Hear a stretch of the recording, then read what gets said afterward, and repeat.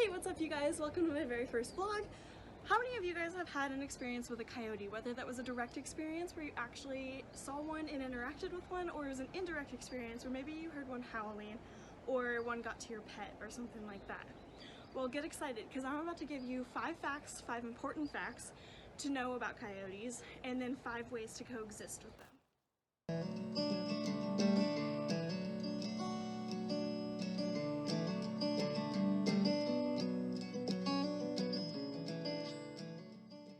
If you guys don't know me, hi, I'm Courtney. I'm a gorilla keeper at Zoo Atlanta, and I have a passion for all types of wildlife.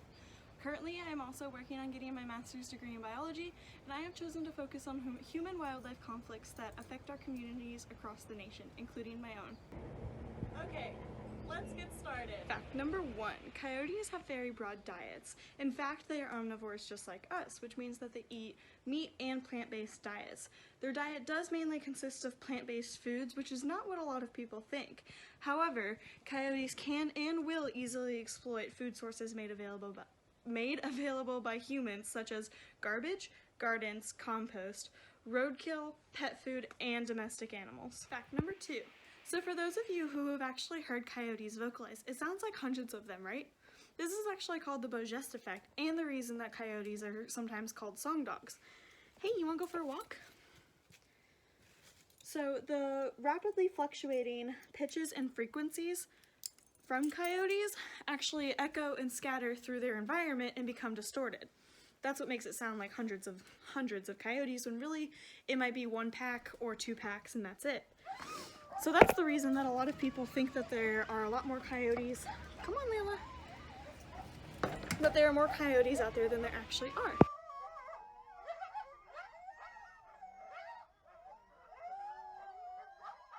Fact number 3. Coyotes help to maintain a healthy and balanced ecosystem by controlling rodent populations and scavenging for waste. Fact number 4. So did you guys know coyotes were not originally found in the Southeast? Yeah, no, they actually originated in the plains, but when humans eradicated red wolves, which are native to the area, coyotes were given the opportunity to move in.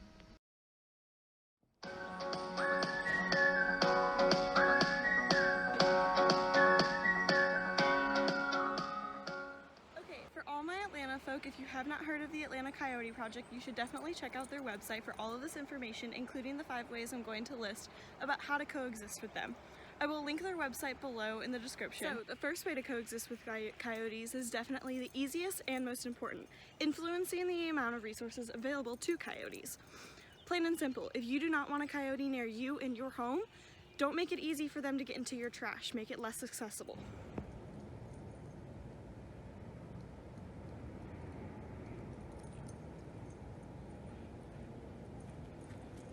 The second way to coexist with coyotes is by watching our companion animals. Layla, come here. Most importantly, in urban environments, it's important to keep our cats indoors and to keep an eye on our dogs. Come here.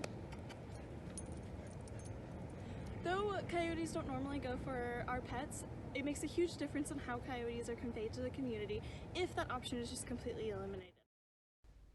Most importantly, you are not a responsible pet owner if you are not watching your animals. The third way to coexist with coyotes is by keeping your neighborhood clean. That means picking up any trash you might see and notifying the proper people of any roadkill you might have found. This will diminish the possibility of coyotes being in your area. I think this is an obvious one, but the 4th way to coexist with coyotes is by not feeding them. Feeding wildlife in general is bad for the environment, as it causes the spread of disease and habituates animals to humans, making it less likely for them to survive in the wild. So, if you don't want coyotes near you or your home, don't feed them. And the last way to coexist with these intelligent animals is just by making them feel uncomfortable. A lot of people, I'm guessing, especially in the South, would think the answer to get rid of coyotes is to kill them, but this template shows otherwise.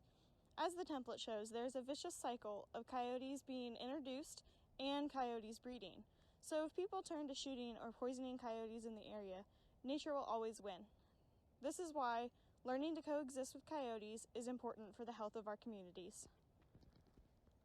So if you want to make a difference and get involved in changing the perspective of coyotes in your area, start by educating others on these 10 tidbits that I have provided. Also, I'd love it if you guys would comment below any experiences that you've had with coyotes in your area, and then what your thoughts are on coyotes now that you've learned this information. Definitely check out the Atlanta Coyotes website for more information. Also, they have this great feature where you can report a coyote sighting, so if you guys do have any more encounters with coyotes, you can be a part of a citizen science project. Lastly, sign the pledge to coexist with coyotes. This just means that you're going to live by the recommendations I have provided. Otherwise, I really hope you guys have enjoyed watching this video and have learned a lot. Remember that the presence of coyotes means that you have a healthy ecosystem, so let's keep it that way. See you later!